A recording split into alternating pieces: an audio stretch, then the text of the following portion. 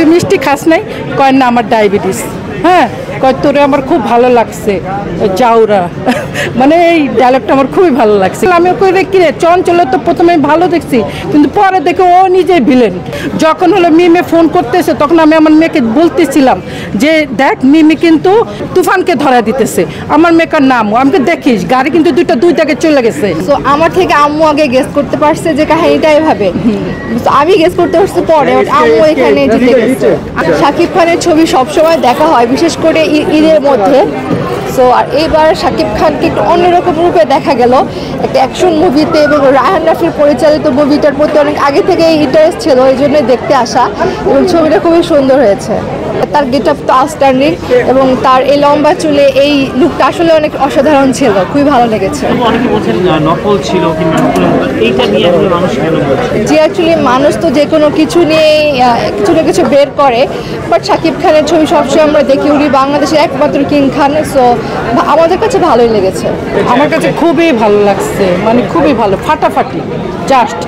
মানে আমি অনেক বছর পর, 30 বছর পর আমি সিনেমা হলে আসছি। মানে আমার বিয়ের আগে আমি সিনেমা দেখছি, আর 30 বছর পর আমি এসে সিনেমা হলে শাকিব খানের সিনেমা দেখে আমি মুগ্ধ। মানে আমি একটু ভাষায় প্রকাশ করতে পারবো না, মানে খুবই ভালো লাগছে, খুবই ভালো লাগছে। মানে আমি এমনি অনেক কিছু শিখা আছে, ভালো লাগছে আর কি এটুকু। আর সবচেয়ে আমার একটা ডায়লগ ভালো লাগছে, ওই যখন শাকিব খান বলতেছে তুই মিষ্টি খাস নাই? কয় না, আমার ডায়াবেটিস। হ্যাঁ, কয় তোরে আমার খুব ভালো লাগছে জাউরা। মানে এই ডায়লগটা আমার খুবই ভালো লাগছে, কেন আমার ডায়াবেটিস। তখন আমি একটা হাসি দিলাম। না চঞ্চল, আমি ওকে দেখি রে চঞ্চলের তো প্রথমে ভালো দেখছি, কিন্তু পরে দেখে ও নিজেই ভিলেন। কারণ ও লাস্ট টাইম সবাইকে ফায়ার করতেছে, ওই শেষ পর্যন্ত দেখা যেত ওই ভিলেন, ওই সবাইকে মারা শুরু করতেছে। হ্যাঁ, আমি বাবুকে আমার ভালো লাগে, আগের থেকে ভালো লাগতো, এখনো ভালো লাগে। মানে খুবই ভালো, মানে শেষটা আমি ওকে, আমার মেয়েকে যখন হলো মিমে ফোন করতেছে তখন আমি আমার মেয়েকে বলতেছিলাম যে দেখ মিমি কিন্তু তুফানকে ধরা দিতেছে। আমার মেয়েকার নাম আমাকে দেখিস, গাড়ি কিন্তু দুই জায়গায় চলে গেছে, ও কিন্তু তুফানকে ধরে দিতেছে। আমার মেয়েকার নাম আমি পরে মেয়েকে বল দেখছো তুফানকেই ধরে দিছে। আপনার মা বলতেছে আপনার মা জিতে গেছে, আপনি কি বলতে চান আসলে? না, আমি সন্দেহ যে দেখো তুফানকে কিন্তু ধরে দিতেছে, ঘুরছে। সো আমার থেকে আম্মু আগে গেস করতে পারছে যে কাহিনীটা এভাবে, আমি গেস করতে পারছি পরে, আম্মু এখানে জিতে গেছে।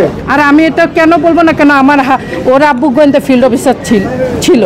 হ্যাঁ, এখন বাইরে চলে গেছে আমেরিকা, কিন্তু আমি গোয়েন্দা ফিল্ড অফিসার বউ, তাহলে আমি দারোগার বউ, আমার তো একটু সন্দেহ থাকবেই মনের মধ্যে। ওর আব্বু আমাকে অনেক কিছু শিখে, ওর আব্বু 7 বার ট্রেনিং করে আসছে, আমাকে অনেক কিছু শিখেছে, সেটা আমার একটু অভিজ্ঞতা আছে। আপু আপনার কাছে একটু আসবেন, আপনাকে নিয়েও মাঝে মাঝে সন্দেহ করে কিনা, যেভাবে বললো আর কি?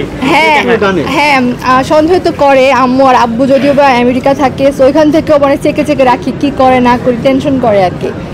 মানে আজকে সিনেমা দেখেও সেটা করলে আপনার সাথে এরকম করে? না, আম্মুকে বলে আসছি। তার মানে সিনেমা দেখতে আসলেও আপনারা কি সন্দেহ করছেন, মানে ডিবি কার্যালয়ের মতন কাজ করছে? হ্যাঁ, এটা তো করে।